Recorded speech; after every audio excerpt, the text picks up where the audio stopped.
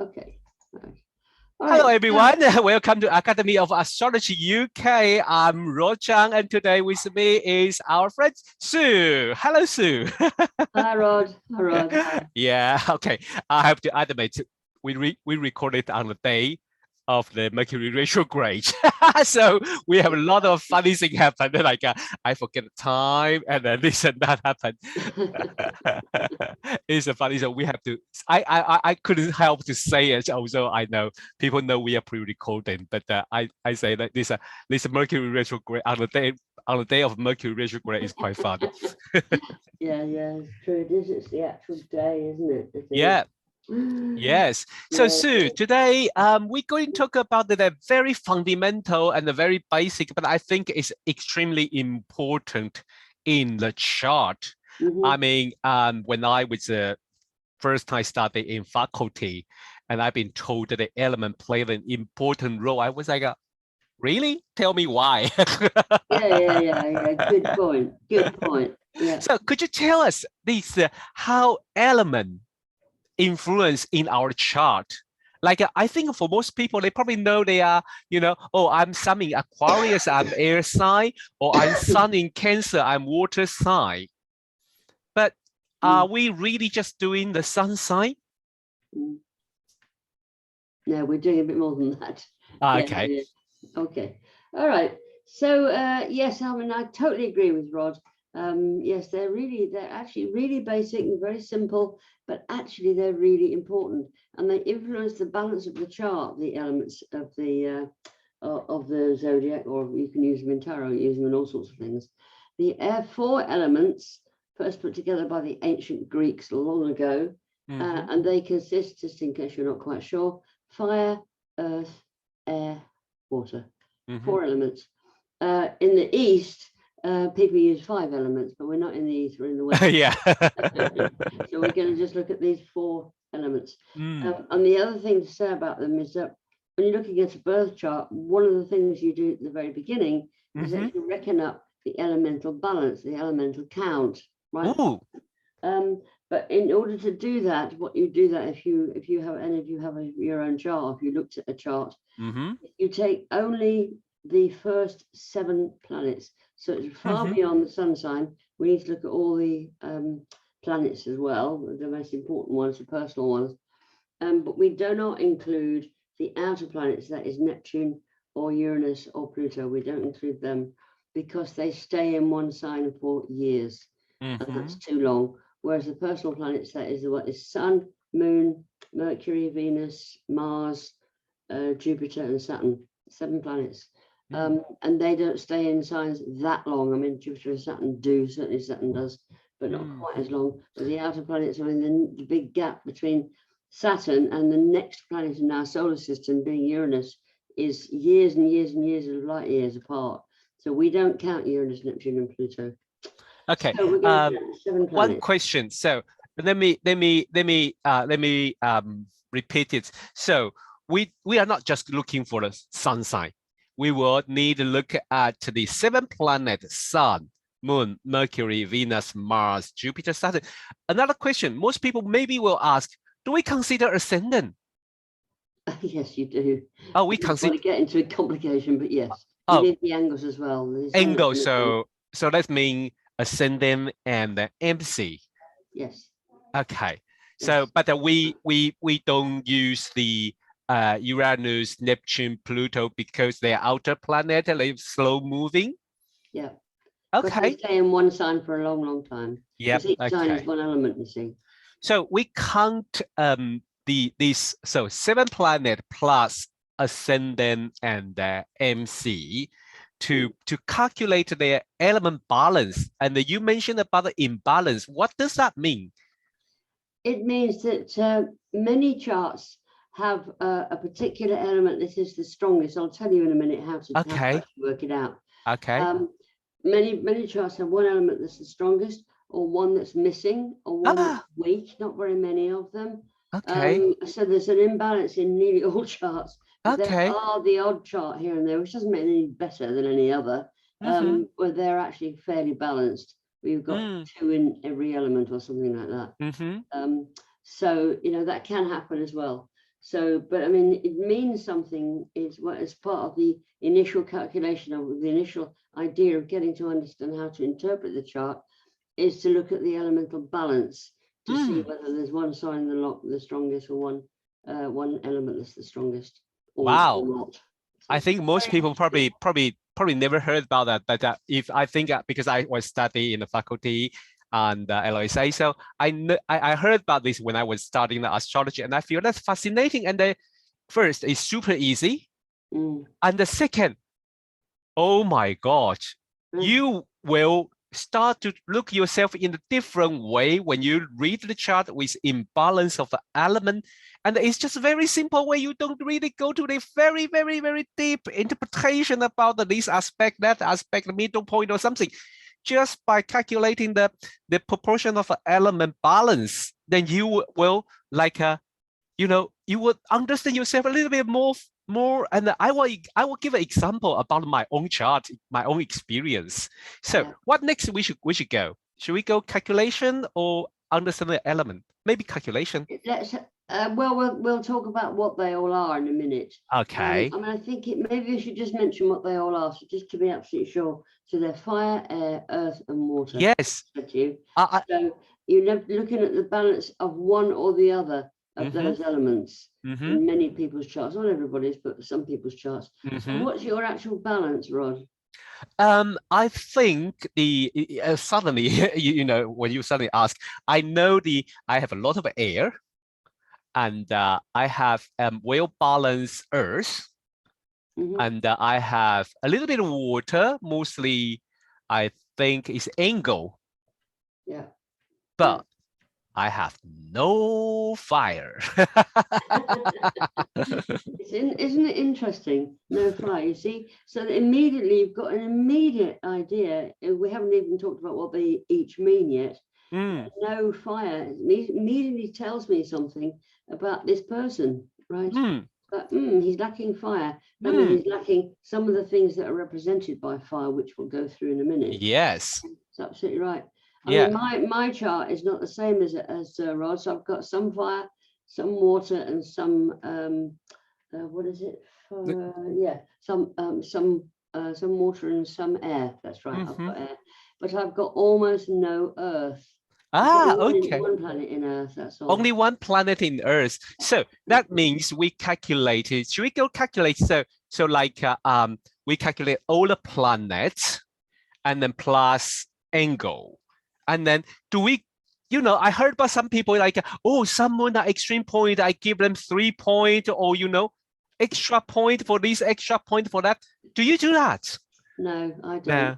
I'm very, very basic with this, actually. Yeah. Many other things you're going to be looking at with the chart. I count 1 point for each element. That's all. I'm very simple, though. I like to do it that way. I think sometimes keep simple, and then if you feel you can alter it according your desire, according what you believe. But I know, because I think even like we talking about, we don't use outer planet, but I remember Darby Costello. Darby say when she calculates, she like to include outer planet. And then I think I heard about Kim, when Kim say, personally, when I do it, I want to add a few more points on certain planet.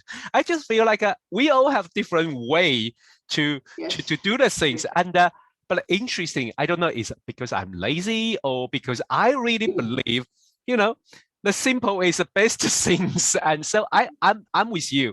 I just use 1 point for each, and I think it worked for me. It worked for my client. Yeah, it does seem to work. It does. I mean, it's like, I know there are, as Rod says, there are lots of different ways of doing it. Yeah. You can give extra points to sun and moon, because they're arguably the most important. Yeah. Or you can, give 3. Yes, but I think is you can. Yeah, I think people can. Well, we tell you the basic, and if you want to do the variation, go for it. Play with it, and play on the chart you study. Play the chart you around your friend, or maybe you working with client already. So work it out and see which way is better for you. I believe in astrology is according to astrology. We are all different. We all using different tool and there's different metal, different tool, doesn't mean, oh, you are wrong, I'm right. But you know, it's just we just give the basic as for the beginner. This is much easier. That's why if you're a beginner, then you just use 1 point for each. Yeah, I think start from there. It's really simple. Yes. Yeah. So what's the element? Because I heard about you draw something very beautiful. I want to see it. This is my I'm going to show you this. This is my shortcut picture of how I write the elements. When I'm writing them down, I write from the chart. I write on, how many planets in fire, how many Earth, whatever. And these are the symbols that I use. They're just triangles. Oh, okay. So the triangle is a fire, right? Upward triangle is fire. Triangle.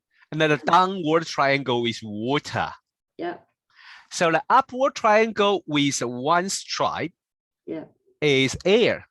Yes. Then the downward triangle with a stripe is the earth. I like it. It's so beautiful. And I like the handwriting. It's very interesting, Rod, because it's also putting it together, it becomes a symbol that Jews use as the Star of David. Oh, yes. Yes. If you put upward triangle, downward triangle all together with the stripe.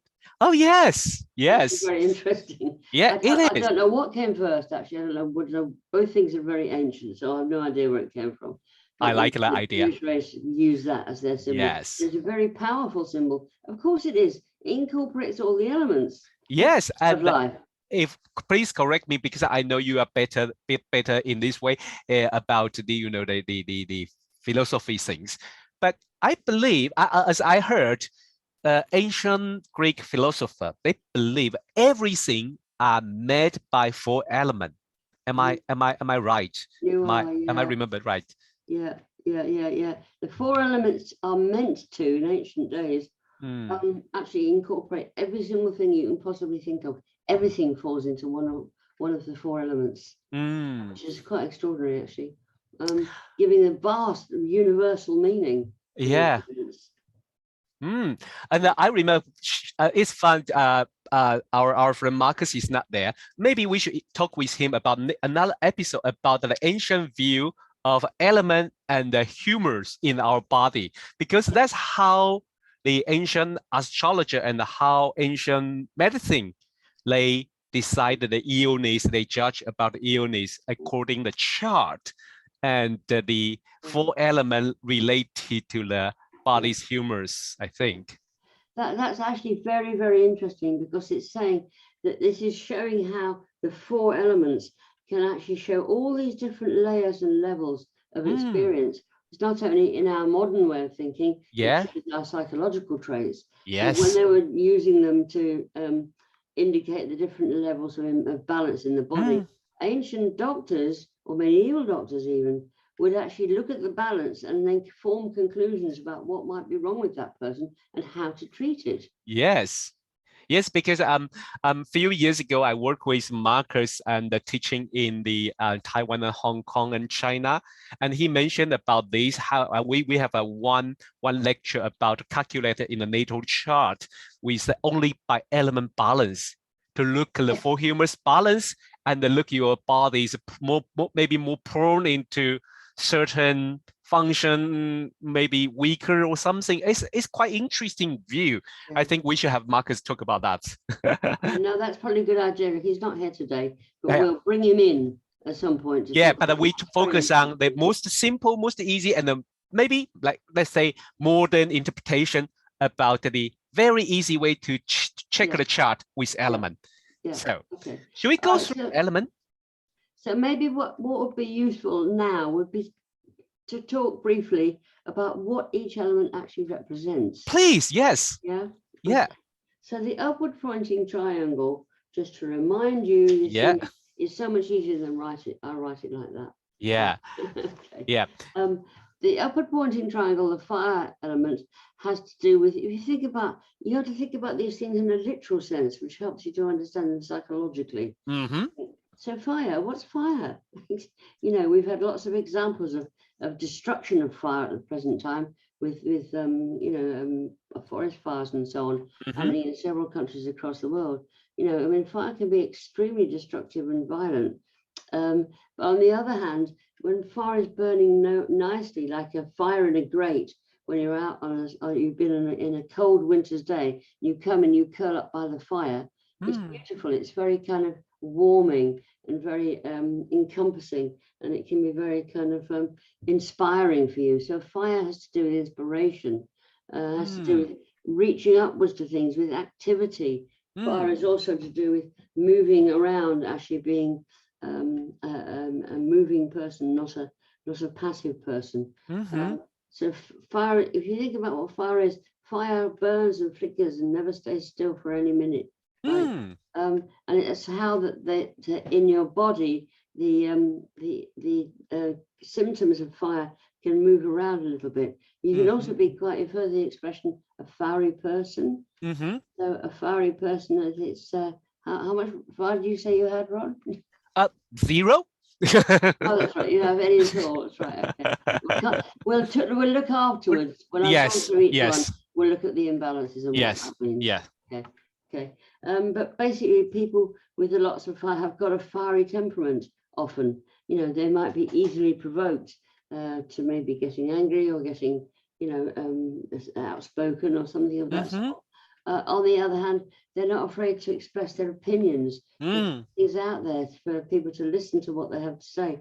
So there's real buzzy energy in fire, right? It's a great basic element of our lives. Okay, so fire is very important. I mean, think of it as a charioteer careering down a path, or think of some of the ancient myths, you know, about flying too close to the sun. That's where the fire becomes. Oh yes, get burned. Something of that sort. I mean, it's like there are many stories about to do with fire, but I'll try to combine it and keep it short. Yes. So fieriness, the fiery temperament, dramatic, also, right? That's quality of that physical energy, activity, you know, or perhaps going a bit over the top if you've got lots and lots of fire. Fire is not always the most sensitive of elements. They were very direct. Bang, just like it. Just do it. Just go for it. Yeah. So basically, it's to do with the fire signs. So what planets are the ones we've described are in the fire signs? So Aries, Leo, or Sagittarius. They're all the fire signs. So if you've got quite a lot of them, then you've got a fiery temperament, one way or the other. Probably. Yeah. If you lack that, we'll come back to that. Yes. All right, so that's fire. So let's look at fire's opposite number, which is water. Okay. Right, which are the signs of Cancer and Scorpio and Pisces. Any planets you've got in those signs are watery. Okay. So water is absolutely the opposite of fire. If fire is active, then water is receptive and passive. And you know, inclined to think within, inclined to meditate, inclined to keep things fairly quiet and so on. So what you've got in water is a sensitive soul. You've got somebody who's very sensitive and very aware of, you know, other people's feelings, aware of their own feelings, probably, you know, can just think about how their feelings are very important to water people. They're not quite so important to the fiery people. So if you've got a lot of water in your chart, if you do have several planets in those signs, those 3 signs that I mentioned, then you're likely to actually absorb things. You'll listen, you take things in. You know, you're aware of what your heart is telling you. You know, you're very kind of, you tend to be an inner person rather than an outer person. A fiery person is outer. Yes. A watery person is more inner, more thinking, more taking time over something. Right. Do you want to add to that, Rod? Yeah, I think one thing I like the most is the word you use, I think, is receptive. Because mostly when people think about the active, about the fire, they will think, oh, the water maybe is not so active. Well, I don't really think it is wrong or right, but they are more receptive. They are more, little bit more, or like react. They are waiting for the information come in so they can react. Yeah. Yeah, and I have few in my chart. I have a few water elements, so I can totally relate to that, and especially, I think, especially when I think, and like I don't have a fire. I don't have a lot of fire, so I'm not really. Oh, yes, I do have my own opinion, but I don't like shout out loud. I feel quite uncomfortable, especially nowadays. A lot of people put their opinion on Twitter, on Facebook. I will only share that with my friends or with my close friends. If not, if I totally public that, I feel quite insecure. And I think that is like my water Mercury. I have an ascendant and the MC and the Mercury on water side. That's the three of my water element. For me, that is mean, yes, most of the time when I try to say something, I was thinking about first, say, am I going to hurt someone? Am I going to upset my friend? Yeah. Water has that sensitivity. That is very true. Yeah. So it's like, it's a very it's I keep saying, it's an inner sign, which means that you take on board what happens and you think about it. Probably you absorb it. You absorb what's happening, and you have this sensitivity towards other people, which is really quite important. Yes. Which fire does lack. Yeah. Yeah, should we talk about our air sign? Both you and me, we have air sun. That's right. Yes, that's right. I've got an air sun and an air moon. So the air is the triangle that points upwards with a line across it. Right? Yeah. It's to do with communication. It's one of the most important things for airy planets. So if you're an airy person, you've got quite a decent balance in air, then you communicate with, you like words. You'd like to communicate with words, with writing, with all the things to do with the internet or the phone. All of those things are important if you're an airy person, right? Okay. You're rational, logical, right? Not all air signs are logical, by the way. What else is around? Right? Okay, because I'm not that logical. Okay. But it usually means there's a great interest in words or in some form. So it's like maybe it might be somebody that reads a lot or likes to inform themselves about what's going on in the world and watches a lot of television or listens to radio or reads the paper. There's an interest. They want to be informed. They want to know what's going on, right? And they can sometimes come from a very clear place. So you actually can get a clear answer to something. But sometimes if they're around a very watery person who's very kind of absorbed by feelings, then an airy type can cut through and actually make a clear remark and actually understand things without necessarily having to be that aware of another person's feelings, because that's what air is.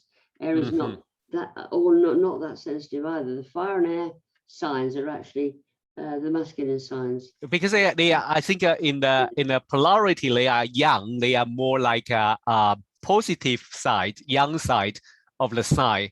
So like in the ancient way, this would be the day, and also the represent by daytime and the male, and then I think this is more supposed to be outgoing, outwards ish, right?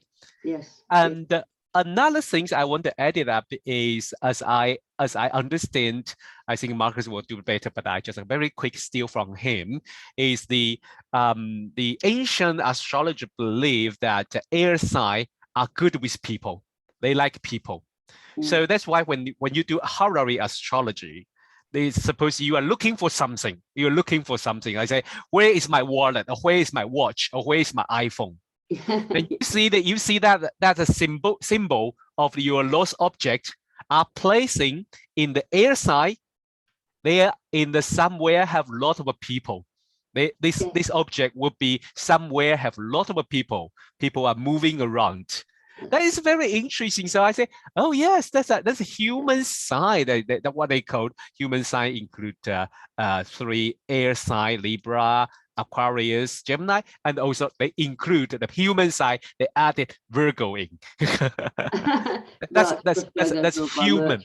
That's human side, not air side. But the air side is 3. Like what we just talking about, and usually is tend to more like a people person. Yes, that's right. Yes, you see, it picks up things like the ability to communicate with people and to enjoy the communication, particularly of Gemini and Aquarius. Right, they're very much communication signs. Libra is more of a kind of balancing sign. Libra sees both sides to everything. Right? Yes. That's why Libra is sometimes not known for decisive action. Right. But Gemini and Aquarius are very clearly airy, and you know, they will kind of be involved with talking to people, getting to know people. For people in those signs, everybody's interesting until they prove otherwise, right? So there is nobody that most airy people will cut out because they're interesting. All people are interesting to air signs, right? Okay. Yeah. The other thing about air signs is that they're very often, not every single person, but as a general rule, they're often quite involved in technical stuff. So that might be just the mechanics of the internet or how it all works. You know, some people are very technical and actually very involved in how things actually work, but not everybody at all.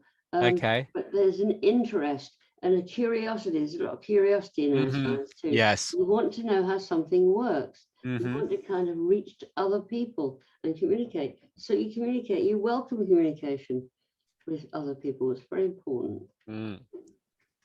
Okay, so let's look at the last one. Last one, water sign, please. Earth. Earth. Oh, yeah, I totally forget. It's Earth. Earth sign, yes. Earth, downward pointing triangle with the line across it. That is Capricorn and which ones are they? Taurus and Virgo. Thank you, Taurus, Virgo, and Capricorn. Yeah, that's right. So those signs, planets with those, people have planets in those signs, right, are practical and grounded, right? I mean, I've only got one, so I'm not that practical and grounded. But, well, I mean, they're also probably quite good at organizing, getting things in the correct structure. That's often quite important. There's a concern and an interest in money. Finance is important to people, right? How they make it or what they need to do with it, how they're going to spend it, whatever, right? It's also many people with planets in Earth are quite hardworking. Yes. Keep on and do what they have to do. They're reliable often. Other people can depend on an earthy sign, right? They might occasionally lack just a little bit of imagination, because that's not the nature of Earth. Yes. Because I think if you consider 3 other elements, water, air, and fire, you couldn't touch the air, you couldn't really touch the fire. You can touch water, but you couldn't hold it. They will not stay in your hand. But I think the Earth is the only one element you can touch it and holding it. That gives it a kind of a material secure, you know, that feeling. That's very, very true. I mean, there's often earthy people are quite tactile. They like to physically touch things. They also like physical things, like a lot of earthy signs enjoy food or drinking, you know, just eating, really. It's about sustenance and nourishment. All of those qualities come into Earth as well, right? So the capacity to nourish yourself or to nourish other people, to look after them, to nurture them, is a very earthy kind of trait, right? And having this tangible need to touch things is actually very important, right? They're often very practical as people, so you know, they find a reason to a way to actually do things. This is very practical and will actually help to structure things. Sometimes they can give information to other people who are not able to kind of see as clearly as Earth can see how things need to be done, what would be the best way, what will bring out the best side of any particular project or situation. Right? So they're very valuable people in that respect, Okay. Yeah. Let's very quickly go to the imbalance, because I think we don't want to talk about it for a long time. And let's just go to a little bit so that is that, in your opinion, the first, yeah, sure. That means imbalance. Is that mean I have too much one side, or I don't have any element, any planet in one particular element? What does that mean? Right. That's a very good point, actually. So let's have a look. If you have masses and masses of one particular element, then obviously that's going to be your dominant trait. Yes. Probably in your makeup, the way that you are as a person. So if you have a lot of planets in fire, for example, 3 or more, let's say, then you're likely to be someone who doesn't necessarily look at the details. They don't much care about this. You charge into something with enthusiasm and excitement, right? And you get going with something, right? Particularly true of people with a lot of Leo, right? Right. And they are not people who would pause and think and work it all out like an earthy sign would do. No, the fiery person has a spontaneous, intuitive response to things. We've got lots and lots of fire. However, the other thing about fire is that they have a lot of faith in themselves and in life, really, because they're kind of burning with enthusiasm about all sorts of things. On the other hand, if you're lacking fire, yes, we talk about Rod now. Not only Rod, he's not the only one. It's an interesting thing, but what I've noticed with people that are short of fire is that they have difficulty actually finding where they want to put their belief system. It's sometimes difficult because it varies too much for people lacking fire. They're not quite sure what they do believe or what they want to actually seek for. You know, it's like, sometimes it's difficult to know for a person with very, very little fire to actually know the direction they want to go in. No, I agree. Yes, Rod, but Rod's been doing this for a while now. But yeah, I think astrology helped me. When I was younger, I think you were right. When I was much younger, first, I wouldn't believe anything, and I was taken as I'm Aquarius, so I will believe only things I can prove or scientific way. But now when I know I have no fire in thing, I agree with you. That's a lack of a belief system was behind. I doubt everything. I couldn't just say yes, this is true. No. You have to prove. First, you have to prove theoretically. You have to prove a product in a material world or something. You have to prove it to me. Then I was like, okay, I will believe you. But anyway, so that's my fire thing play out.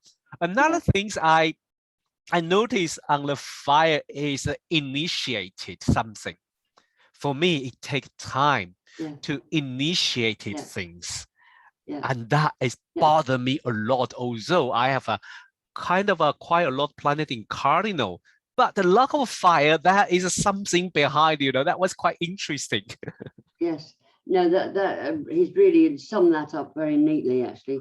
Those are really some of the major qualities you might look for in a person who's very short of fire or who has no fire. Okay, so you have to kind of generate it. You see, if you're born, as we all are, with one element or another not balanced, later during the course of your lifetime, you are likely to get those planets, because the planets keep moving, of course, in astrology. Yes. And sooner or later, some of those planets that are lacking that particular element now may come into those For example, suppose we say if we use the secondary progression, all those planets will move.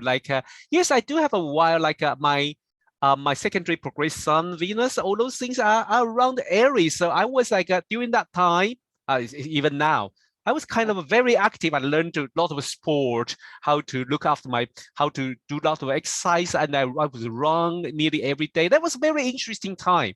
Yeah, it is interesting. So I'm just saying, do not despair if you feel you're short of one. I agree. Yes, I agree. It will come back, and during the course of lifetime. And I agree in another way is also we all looking for, I don't know, is that right word or have negative meaning, redemption. So we trying to or compensate. So like as I lack of a fire, I try to get into touch with people who have lots of fire, or those event has a fire quality, trying to learn it. People often find that partners embody the element that they're short of. It's quite interesting. So we do that quite unconsciously. It's not deliberately done usually. Attractive. They become attractive. I think this also working on, like you say, partner, working on the, this relationship in astrology. The 101 I told my students, look for the balance of element. Look of each other's element, balance of element. You will find so interesting. It's so interesting what you were unconsciously attracted to. Yes, attracted. Yeah, agree. I agree. That's a whole big part of astrology. Yes. Okay, so I'm going to go through very briefly just the others. Please. Where we don't want to be online forever. Yeah. Okay, if you're lacking water, right, if you only have one planet or no planets in water signs, okay, then it's not that you don't feel, but sometimes you feel quite disconnected from what you feel. You're not always sure what it is that you do feel, right? So you can appear distant or aloof to other people sometimes, right? And that's kind of worrying. It's like, how can that be the case? On the other hand, if you are feeling a bit distant, it means you have got a clearer perspective. You can keep a clearer perspective, like an airy person, because you'll have other elements that are quite strong. If you've got lacking water, other elements are balancing somehow. So you can be disconnected, or you can just not really know what it is that you want to actually feel. You're not sure how to react, or you can overreact. That works like that too sometimes. So sometimes if you're lacking water, you can get extremely emotional sometimes, just completely carried away with emotion so that it dominates you. that give me an impression is like a tap. A tap doesn't function properly. So sometimes like there's no water comes out, and sometimes it's like you couldn't turn it off. You couldn't turn it off. So the water is keep coming out, floating everywhere. That's exactly what happens when people are short of water. Yeah. So they can get, sometimes as an almost overcompensation, you can get carried away with your feelings, dominated by them. I'm thinking of somebody that I know. Please correct me please correct me if you think if I'm wrong. As the past two signs, like a lack of fire and a lack of water.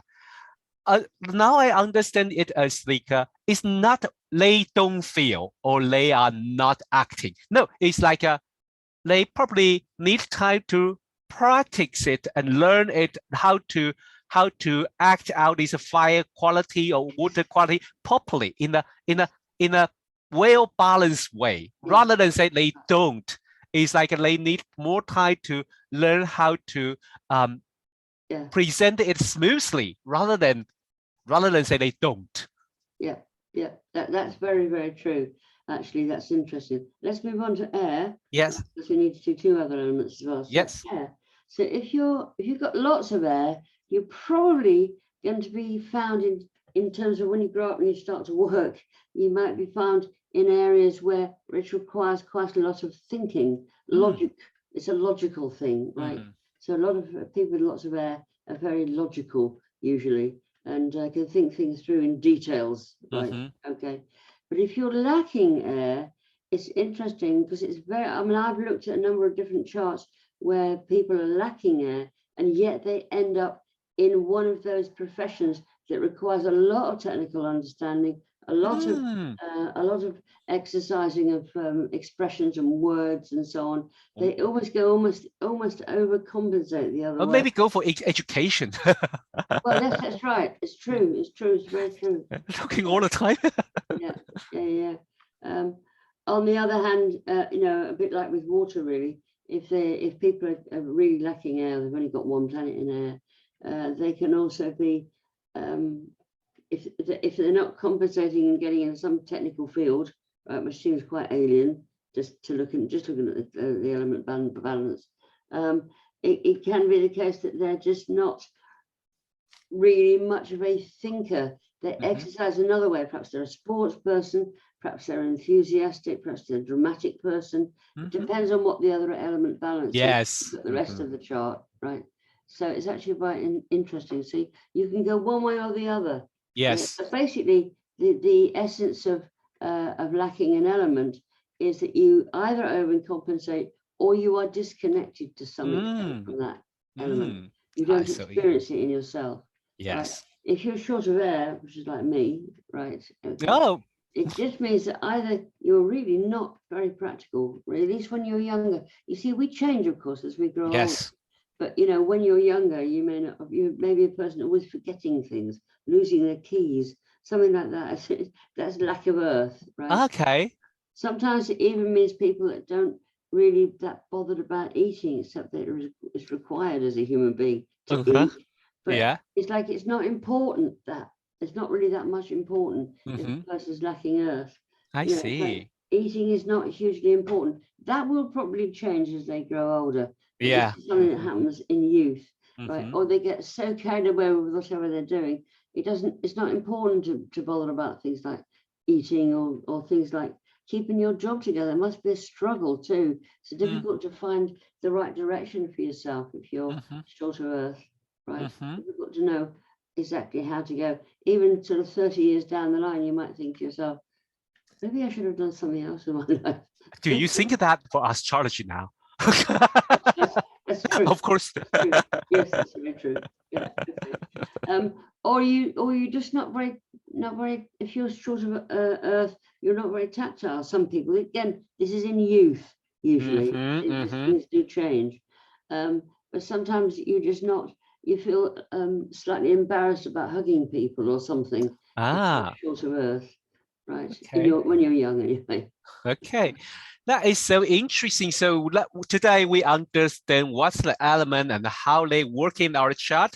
And even extra is how we understand the imbalance of element working in our chart, and even through the relationship. And this is for the beginner. This is easy, simple, essential, important. So next time when you get the chart, you don't really need to jump into look, wow, where is the Lord of Ascendant? Or where is this whatever midpoint or whatever? No, go through balance of element.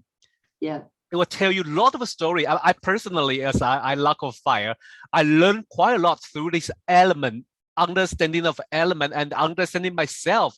So since I understand that, I try to get a little bit more practice with a fire. It's not that I couldn't, it's not that I don't have, is I need to well balance. I need to know how to use this energy, how to work on this energy, rather than oh, I don't want to do this, I don't want to do that. Well, that's part of me, yes, but somehow we all trying to balance in our life, and that is very, very interesting. Thank you, Sue, for this today's wonderful episode. Yeah, I love it because I like talking about something quite simple, important, and everyone can use it. Everyone can use it, and we should not ignore it. Let me say one more thing. Yes, please.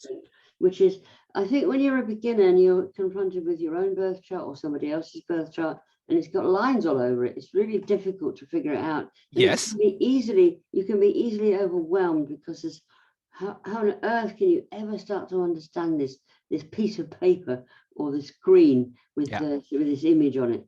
But this what we're talking about is a very, very clever and simple way to get a first idea about yourself or somebody else. Yes. It gives you a very good overall view of a person.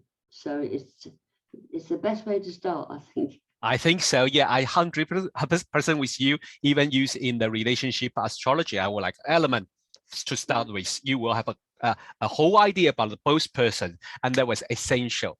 Okay, thank you, Sue, and thanks everyone to join us today to understand the element. If you have any idea what you want to talk, any subject you want to talk with us, you want us to do a presentation about it, leave us a message and we will try to make it. Okay, and please follow us on YouTube, Facebook, and IG. Okay, thank you. Bye. Bye now. Bye. Bye. Bye.